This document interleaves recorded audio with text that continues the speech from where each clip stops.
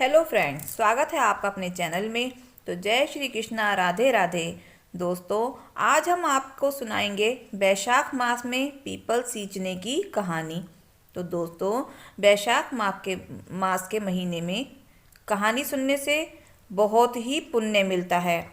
यह महीना बहुत ही पुण्यदायक माना गया है। यह सभी महीनों में भगवान विष्णु की पूजा के लिए अति उत्तम माना जाता है। कहते हैं कि वैशाख के महीने में सूर्योदय से पहले उठकर स्नान करें और बाद में पीपल, खेजड़ी, तुलसी को जल से सींचें तो हमारी हर मनोकामना अवश्य पूरी होती है। जब भी हम इन पौधों को जल से सींचते हैं तो हमें बानरे की कहानी और भगवान विष्णु की कहानियाँ अवश्य सुननी चाहिए। तो सुनते हैं पीपल सींचने की कहानी। एक गांव में एक माँ बेटी रहती थी। वह बहुत ही गरीब थी। उनका गुजारा बड़ी ही मुश्किल से होता था। तो वह अपना पेट पालने के लिए एक सेठ के घर में काम करती थी। पूरा दिन उनके घर के काम में आटा काम करती और आटा पीसती। काम करने के बाद सेठानी उन्हें थोड़ा सा 2 मुट्ठी अनाज दे देती। उसी से उनका गुजारा होता था। ऐसा करते करते कई महीने, सालों बीत गए। वो अपनी गरीबी को लेकर बहुत ही दुखी रहती थी। एक दिन माँ बेटी सेठ के घर से काम निपटाने के बाद जब गई वापस सारा कामकाज करके, दोपहर में जब वो वापस आ रही थी तो सेठानी ने उन्हें 2 मुट्ठी चने की दाल दे दी और कहा, आज ये ले जाओ, आज के लिए इतना काफ़ी है। वो लेकर जैसे ही घर आ रही थी तो उस दिन चित्र माह की पूर्णिमा थी। खूब धूप थी तो रास्ते में आराम करने के लिए एक पीपल के नीचे बैठ गई। तो माँ ने सोचा, यहाँ पर बैठे बैठे दाल को ही साफ कर लेती हूँ। जैसे ही उसकी माँ ने दाल को निकाला तो क्या देखा, उसमें तो बहुत सारे घुन लगे हुए थे। यह देखकर उसकी माँ बहुत दुखी हो गई और अपने भाग्य को कोसने लगी कि मैंने ना जाने कौन से बुरम किए थे जो मुझे इस तरह के दुख भोगने पड़ रहे हैं। तो इस तरह से दुखी होकर भगवान विष्णु को उन पर दया आ गई और भगवान विष्णु ने एक बूढ़े ब्राह्मण का रूप धारण किया और उस माँ बेटी के पास आए और उनसे बोले, बेटा, तुम इतनी दुखी अवस्था में कैसे बैठे हो? क्या सोच रहे हो, मुझे बताओ। तो वह रोने लगी और कहने लगी कि हे साधु महाराज, मैं क्या करूं? मैं इतनी गरीब हूं कि मैं अपनी बेटी का पालन पोषण भी नहीं कर सकती हूं। मेरे पति की सालों पहले ही मृत्यु हो चुकी है और कोई सहारा भी नहीं है। अब तो मेरी बेटी भी बड़ी हो चली है। मैं इसकी शादी कैसे करूंगी? जब मैं इसे 2 वक्त का खाना भी नहीं दे सकती, ना जाने मैंने कौन से बुरम किए होंगे जिनका फल मुझे अब भोगना पड़ रहा है। तो हे साधु महाराज, आप इसका कोई उपाय बताइए जिससे हमारी गरीबी दूर हो सके। तो साधु ने कहा, बेटा, निराश मत हो, मैं तुम्हें एक उपाय बताता हूँ। यही उपाय तुम्हारी गरीबी दूर करने का एकमात्र उपाय है। ध्यान से सुनना। आज चित्र माह की पूर्णिमा है और कल से वैशाख मास शुरू हो जाएगा। तो तुम ऐसा करना कि सुबह जल्दी उठकर सूर्योदय से पहले माँ बेटी दोनों स्नान करना और उसके बाद में आकर के पीपल को जल से सींचना और विष्णु भगवान की कथाएं सुनना और वैशाख माह में जितने भी रविवार आए तो उनका व्रत करना। उस दिन पीपल में जल नहीं डालना है। उस दिन आक के पौधे में जल डालना और सूर्यदेव और विष्णु भगवान की कथा सुनना। रविवार के दिन नमक नहीं खाना है, फीका भोजन करना है। इस तरह से जितने भी वैशाख के महीने में रविवार आए तो उनका व्रत रखना। लेकिन ध्यान रखना, पीपल की पूजा करो या आक के पौधे की पूजा करो, मन में पूरी श्रद्धा बनाए रखना। अवश्य ही तुम्हारे सारे कष्ट दूर हो जाएंगे। जब वैशाख का महीना पूरा हो जाए तो पूर्णिमा के दिन ब्राह्मण को भोजन कराना और यथाशक्ति दक्षिणा देकर प्रसन्नचित्त मन से उसे विदा कर देना और फिर देखना तुम्हारा भाग्य कैसे बदलता है। इतना कहकर वह साधु महाराज वहाँ से अंतर्ध्यान हो गए। यह सुनकर माँ बेटी बहुत ही खुश हुई और रात को उन्हें ठीक से नींद भी नहीं आई।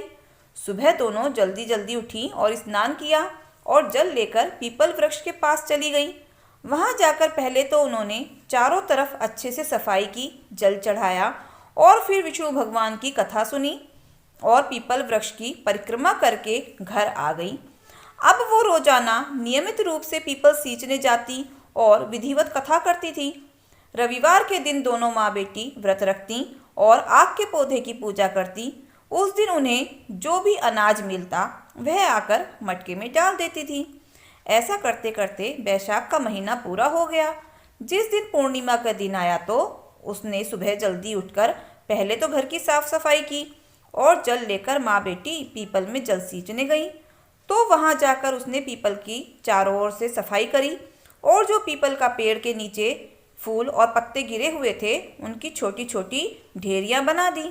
जैसे ही उन ढेरियों को उठाने लगी तो वो बूढ़ा ब्राह्मण फिर वहां आया और कहा, बेटी ये ढेरियां अपने घर ले जाओ और घर ले जाकर अलग अलग कोने में रख देना। तो वो माँ बेटी पीपल वृक्ष की पूजा और परिक्रमा करके बाद में अपनी चुन्नी में सारे पत्ते घर ले आईं और उन्हें घर के अलग अलग कोनों में रख दिया। और जो दो दो मुट्ठी अनाज उन्हें रविवार के दिन मिलता था वो इकट्ठे हो गए। उससे ब्राह्मण को भोजन करा दिया और सेठ जी के घर काम पर चली गई। शाम को आई और थकी हारी होने के कारण घर आकर सो गई। सुबह उठकर वह देखती हैं कि जो उन्होंने पत्तों के ढेर कमरों के कोनों में लाकर रखे थे वे तो सब सोने चांदी, हीरे मोती, जवाहरात, अन्नधन बन गए। तो यह देखकर उन्हें बहुत ही आश्चर्य हुआ। माँ बेटी बहुत खुश हुई और भगवान विष्णु का गुणगान करने लगी और उस दिन धन को समेटने में लग गई और उस दिन सेठ के घर काम पर भी नहीं जा सकी। इस तरह उनका सारा दिन वहीं निकल गया। दूसरे दिन भी वह नहीं जा पाई क्योंकि फिर उन्हें ज़रूरत भी नहीं थी किसी के घर काम करने की। बस वो दोनों माँ बेटी विष्णु भगवान की पूजा करती, व्रत करती और बड़ी ही खुशी से रहती। ऐसा करते करते 4 दिन बीत गए तो सेठानी ने सोचा कि वो माँ बेटी काम पर नहीं आई हैं, क्या बात है। तो उसने एक लड़के को उनके घर भेजा। तो उसने आकर बताया कि सेठानी जी उनके घर तो बहुत सारा धन है। उनके घर में जो 2 कमरे थे उनकी जगह एक बहुत ही बड़ा महल बन गया है, पता नहीं क्या बात है। तो सेठानी खुद उनके घर देखने गई कि चलो चलकर देखती हूँ कि इतना धन कहाँ से मिला उन्हें। यह सोचकर उनके घर चली गई और घर जाकर पूछा, तुम्हारे पास इतना धन कहाँ से आ गया? अचानक से इतना धन कहाँ से आ गया भाई तुम्हारे पास? काम पर भी नहीं आती हो। तब उन्होंने उस बूढ़े ब्राह्मण की सारी बात बता दी और कहा, विष्णु भगवान की कृपा से हमें इतना धन धान्य मिला है। तो सेठानी कहने लगी कि इसकी क्या विधि है, मुझे भी बताओ। मैं भी अगले साल जरूर बैशाख स्नान करूंगी और पीपल सींचने जाऊंगी। तो माँ बेटी ने अच्छी तरह से विधि पूर्वक सब कुछ बता दिया। साल बीतने पर बैशाख का महीना आया तो सेठानी सुबह जल्दी नहाकर अपनी नौकरानी को लेकर पीपल सींचने चली गई। सेठानी शरीर में थोड़ी मोटी थी। बैठकर जैसे ही पीपल में जल चढ़ाने लगी तो कहने लगी, मुझसे नहीं बैठा जाएगा, और अपनी नौकरानी से बोली, तुम ही जल चढ़ा दो। तब नौकरानी बोली, सेठानी जी आप चढ़ाओगे तो आपको ही फल मिलेगा, मेरे चढ़ाने से फल तुम्हें नहीं मिलेगा। तब उसने कहा कि ऐसी कोई बात नहीं है, तुम ही चढ़ा दो, मैं तो नहीं बैठ पाती हूँ। तो परिक्रमा करने लगी तो 2-4 परिक्रमा की। 1-2 दिन बाद उसने कहा कि मुझसे तो कोई परिक्रमा नहीं हो पा रही है, परिक्रमा भी तुम ही कर लिया करो। सेठानी की जो नौकरानी थी वह बड़ी ही श्रद्धा भाव से पीपल को जल से सींचती और बाद में परिक्रमा करती। पीपल के चारों ओर भी साफ सफाई नौकरानी ही करती थी। इसमें सेठानी को कोई श्रद्धा भाव नहीं था कि वह कुछ करती। वह तो बस महीना पूरा होने का इंतजार ही कर रही थी। जैसे तैसे महीना पूरा हुआ, बैशाख की पूर्णिमा आई तो सेठानी ने जल्दी से नौकरानी से ही बोला कि खाना बना दो और ब्राह्मणों को भोजन भी करवा दो। तो उसने करवा दिया। जब वो पीपल की पूजा करने गई तब भी नौकरानी से ही कह दिया कि यहाँ से सारे पत्ते इकट्ठे करके बोरी में डाल लो। तो नौकरानी ने जब सारे पत्ते इकट्ठे किए तो कुछ पत्ते उसकी साड़ी में चिपक कर रह गए और वो घर ले आई। सेठानी ने लाकर नौकरानी से बोली कि कोठे के सारे कमरों में, रसोई में, ऊपर नीचे सब जगह छोटी छोटी ढेरियां बना दो, और बड़ी ही खुशी से सो गई। नौकरानी अपने घर चली गई। सुबह उठी, देखती क्या है, सारे नौकर चाकर बुरी तरह से शोर कर रहे थे। सेठ जी भी शोर मचा रहे थे। तब सेठानी बाहर जाती है और पूछती है कि अरे ऐसा क्यों कर रहे हो। तो उसका ध्यान जाता है कि अरे सारे घर में कीड़े मकोड़े बिच्छू सांप इस तरीके से बिलबिला रहे हैं। तब सेठ जी कहते हैं कि सेठानी जी, ये हमारे घर में कैसे हो गया, क्या किया है तुमने। तो सेठानी बोली, मैंने तो कुछ भी नहीं किया। मैंने तो जो हमारे घर में पहले नौकरानी आती थी, माँ बेटी, उसी ने बताया था। वह बोलती है कि वैशाख स्नान करने से धन मिलता है और वह धनवान भी हो गई। उसकी देखा देखी मैंने भी पीपल की पूजा की है, मुझे तो धन के बदले ये सब मिला है। तब सेठ जी कहते हैं, सेठानी जी, उन्होंने पूरी श्रद्धा भाव से विष्णु भगवान की पूजा की है, पीपल को सींचा है। आपके मन में कोई भी श्रद्धा भाव नहीं था। आपके मन में तो सिर्फ लालच था कि जल्दी से मुझे धन मिल जाए, बस ये इसी का परिणाम है। तब सेठानी जी ने हाथ जोड़कर विष्णु भगवान से माफ़ी मांगी कि हे प्रभु, इस बार का मेरा गुनाह माफ़ कर दो और आगे से मैं पूरी श्रद्धा से आपकी भक्ति किया करूँगी। आप इन सारे कीड़े मकोड़ों को समेट लो। बस इतना कहते ही विष्णु भगवान की कृपा से वहाँ से वे सब कीड़े मकोड़े सांप बिच्छू जो भी थे वहाँ से अचानक से गायब हो गए और सेठ सेठानी का घर पहले जैसा हो गया। उधर जो नौकरानी सेठानी जी के साथ जल सींचने जाती थी, जब वो अपने घर जाती है तो उसकी साड़ी में पत्ते फूल जो चिपके हुए थे वो उसके घर में जगह जगह गिर जाते हैं और वो बाद में अपने घर का सारा काम निपटाकर सो जाती है। सुबह जब उठती है तो देखती क्या है कि सारे घर में हीरे मोती जवाहरात चमक रहे हैं। तो उसकी समझ में कुछ भी नहीं आता है कि ये सब क्या हो रहा है। तभी विष्णु भगवान उसे दर्शन देकर कहते हैं कि बेटा, मैं तेरी सच्ची श्रद्धा भाव से बहुत प्रसन्न हूँ। तूने मेरी पूजा बड़े ही सच्चे मन से की है, इसलिए तेरे अन्न धन के भंडारे हमेशा भरे रहेंगे। तुम्हें सुख और सौभाग्य की प्राप्ति होगी। इतना कहकर विष्णु भगवान अंतर्ध्यान हो जाते हैं। इस तरह वह नौकरानी भगवान विष्णु की कृपा से धनवान और सौभाग्यवती हो गई। उधर उस माँ बेटी की जिंदगी भी खुशहाल हो गई। उसकी बेटी की शादी एक बहुत अच्छे घर में हो गई। इस तरह वैशाख स्नान करने से और पीपल वृक्ष में जल से सींचने से उन्हें सुख सौभाग्य की प्राप्ति हुई। उसके बाद से गांव के सारे लोग हर साल वैशाख स्नान करते और पीपल में जल से सींचते, रविवार के व्रत करते और आग के पौधे की रविवार के दिन पूजा करते। तो हे विष्णु भगवान, हे सूर्य देव, जैसे आपने नौकरानी और माँ बेटी को दिया वैसा सबको देना और जैसा सेठ सेठानी को दिया वैसा किसी को भी ना देना। तो प्रेम से बोलो विष्णु भगवान की जय हो। अब हम सुनते हैं गणेश जी की चुटक विनायक भगवान की कहानी, क्योंकि गणेश जी की कहानी हर व्रत और पूजा पाठ कथा के बाद में अवश्य सुननी चाहिए। एक तालाब में एक मेंढक और मेंढकी रहा करते थे।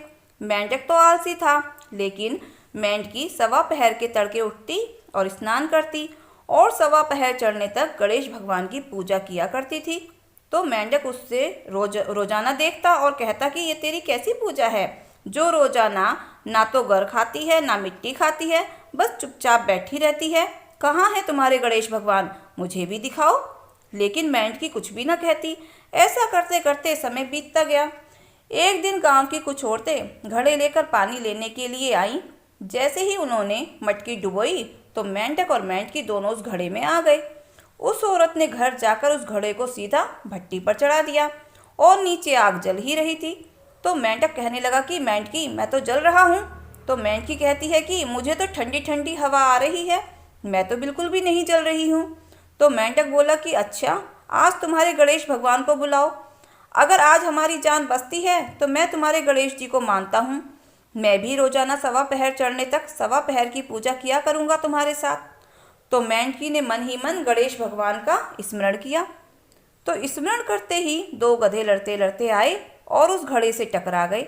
वह घड़ा फूट गया और मेंढक और मेंढकी वहाँ से निकले और वापस तालाब में चले गए और वहाँ जाकर दोनों रोजाना सुबह जल्दी स्नान करते और बाद में सवा पहर दिन चढ़ने तक गणेश भगवान की पूजा करते। उसी के बाद खाना खाते। तो हे गणेश भगवान, जैसा फल मेंढक और मेंढकी को दिया वैसा सबको देना। अब हम सुनेंगे लप्सी और तप्सी की कहानी। यह कहानी हर व्रत और कथा के साथ सुनी जाती है। तो चलिए शुरू करते हैं। एक लप्सी था, एक तप्सी था।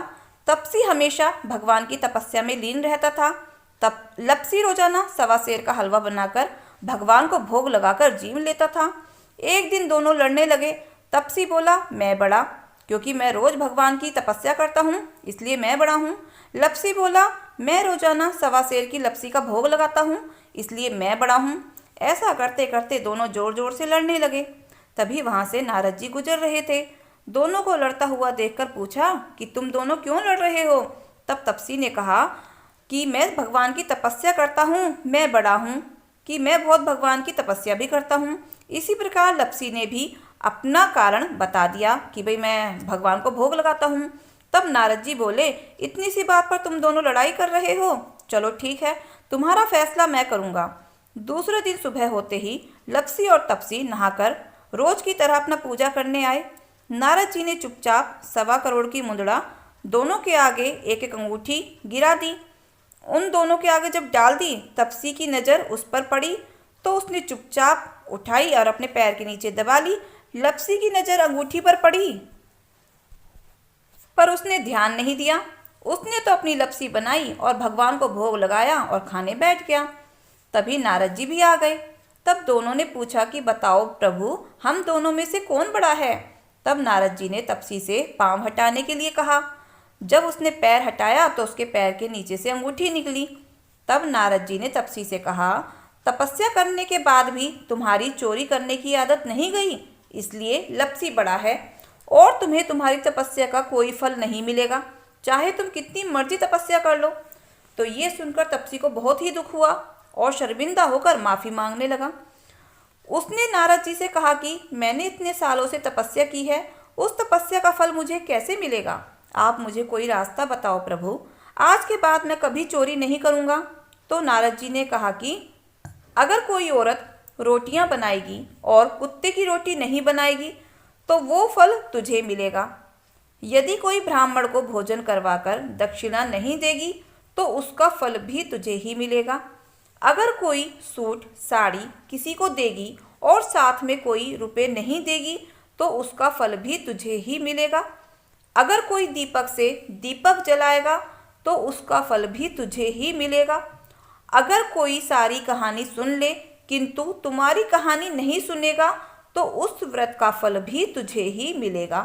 तो ऐसा कहा जाता है कि उसी दिन से हर व्रत कथा कहानी के साथ लप्सी तप्सी की कहानी सुननी और कहनी चाहिए। तो ये थी वैशाख स्नान में सुनी जाने वाली सभी कहानियाँ। तो हे विष्णु भगवान, कोई भूल चूक हुई हो तो मुझे क्षमा करना। तो वैशाख स्नान करने वाले सभी विष्णु भक्तों से मेरा यही निवेदन है कि रोजाना ये कहानियाँ सुने तो आपके सारे मनोरथ अवश्य पूर्ण होंगे। तो जय श्री कृष्णा, राधे राधे, धन्यवाद।